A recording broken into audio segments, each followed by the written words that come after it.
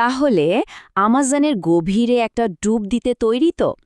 আজকে কিন্তু আমরা শুধু জঙ্গলটা দেখব না, না, আমরা এর শব্দ, এর প্রাণ সবকিছু অনুভব করব। আর এই পুরো জার্নিটা এটা একটা অসাধারণ 4K সোর্স থেকে অনুপ্রাণিত। তো এই যে স্ক্রিনে দেখছেন অ্যামাজন জঙ্গলে আপনাকে স্বাগতম, এটা শুধু একটা লেখা না।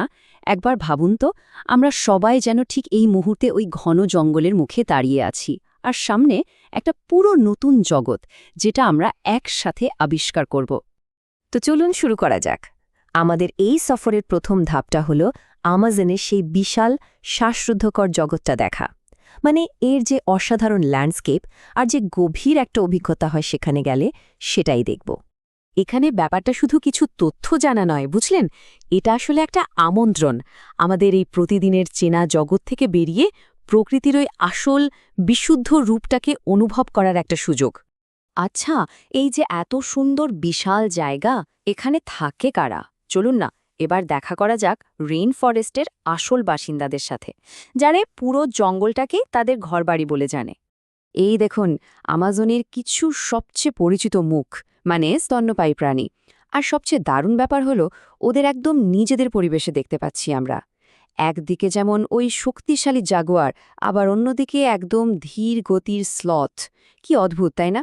সবাই কিন্তু এই ইকোসিস্টেমের জন্য ভীষণ জরুরি। কিন্তু গল্পটা এখানেই শেষ না। স্তন্যপায়ী প্রাণী তো আছেই, কিন্তু ওই যে বিশাল বিশাল গাছ বা নদীর জল, ওর আড়ালে আর কারা লুকিয়ে আছে? আমাজনের রহস্য কিন্তু আরও অনেক গভীর।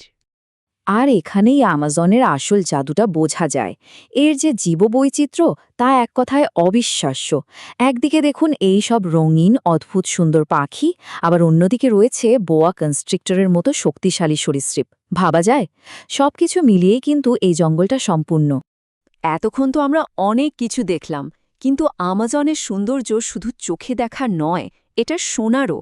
তাহলে চলুন এবার একটু কান পাতা যাক, কারণ এখন আমরা ডুব দেব রেইন ফরেস্টের সেই শব্দের জগতে, যাই পুরো পরিবেশটাকে একদম জীবন্ত করে তোলে। এই যে আমরা বলছি রেইন ফরেস্টের শব্দ, এটা আসলে ঠিক কি? এগুলো কিন্তু শুধু কিছু পশু পাখির ডাক বা পাতার আওয়াজ না।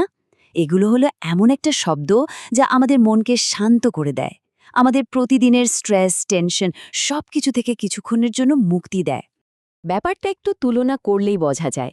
একদিকে আমাদের শহরের জীবন, মানে সারাক্ষণের হর্ন, চেঁচামেচি, একটা অবিরাম কোলাহল, আর অন্যদিকে আমাজনের এই শান্ত স্নিগ্ধ পরিবেশের শব্দ। এই পার্থক্যটাই কিন্তু বলে দেয় প্রকৃতির এই শব্দ আমাদের মনের শান্তির জন্য কতটা দরকারি। তো এই যে আমরা প্রকৃতির এত গভীরে একটা অভিজ্ঞতা নিচ্ছি, এর আসল গুরুত্বটা কোথায়?